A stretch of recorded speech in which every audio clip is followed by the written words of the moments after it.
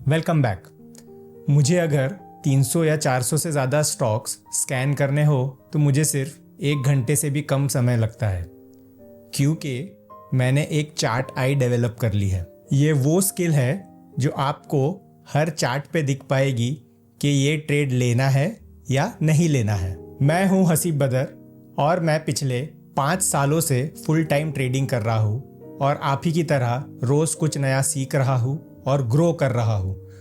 मुझे एक legendary trader मानस अरोरा से पर्सनल 1-on-1 मेंटरिंग मिली है और मैं मार्क मिनर्विनी जैसे दिग्गज ट्रेडर के एक्सक्लूसिव मेंबरशिप क्लब पे भी ट्रेनिंग ले रहा हूँ। तो प्रॉब्लम ये है कि ज़्यादातर ट्रेडर्स चार्ट पे बहुत सारी चीज़ें लगा के रखते हैं, जैसे RSI, MACD और वगैरह वगैरह इंडिकेटर्स।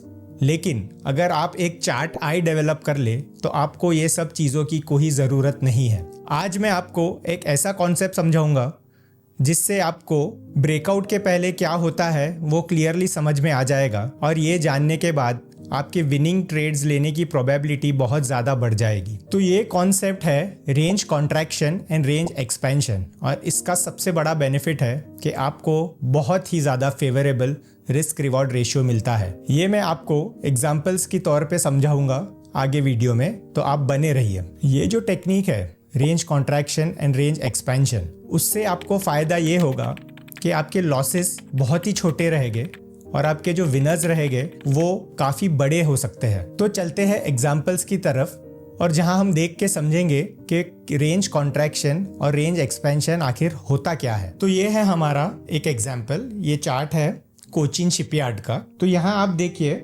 ये जो आपको टाइट रेंज दिख रही है that is called as range contraction, and then ये जो अप मूव हुआ that is called as range expansion. एक और एग्जांपल देखेंगे। अब यहां देखिए आप, ये हुआ range contraction and this is range expansion. Range contraction, range expansion, range contraction, range expansion, range contraction, range expansion. अगर आप ये चीज अच्छे से समझ जाए और इसका आप अगर रेगुलर प्रैक्टिस करेंगे तो आपको ये कॉन्सेप्ट बहुत ही अच्छे से समझ में आ जाएगा।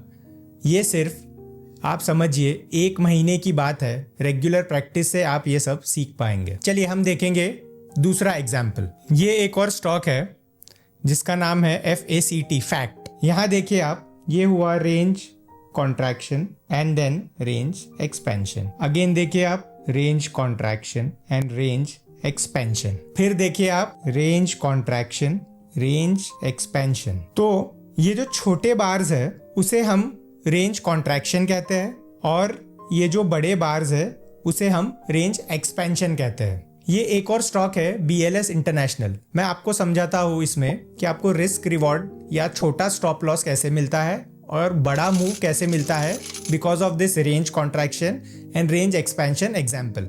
ये देखिए आप, रेंज कॉन्ट्रैक्शन हुआ, ये हुआ रेंज एक्सपेंशन।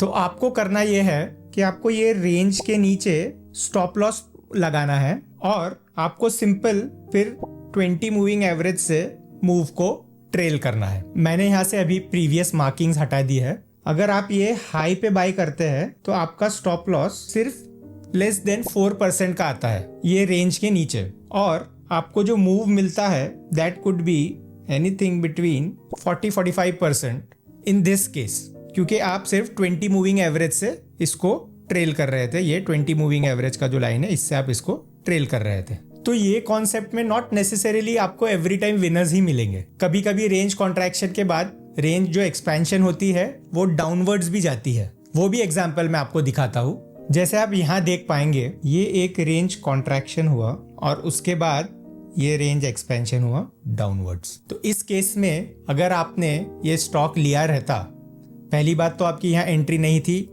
क्योंकि हम प्रीवियस डे के हाई के ऊपर बाय करते हैं, but that is a different topic.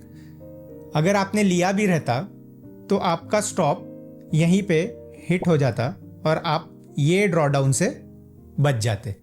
तो आप देखिए आपका लॉस बहुत छोटा है इसमें, but probability of big winners is very high. अब जो सबसे इंपॉर्टेंट बात है इसमें, आपको ये ध्यान रखना है कि आपको अप ट्रेंडिंग स्टॉक्स यानी जो स्टॉक्स 20 मूविंग एवरेज के ऊपर ट्रेड कर रहे हैं और 20 मूविंग एवरेज जिसका अपवर्ड मूविंग है। फॉर एग्जाम्पल आप देखिए यहाँ पे ये 20 moving is upward, this is going upwards.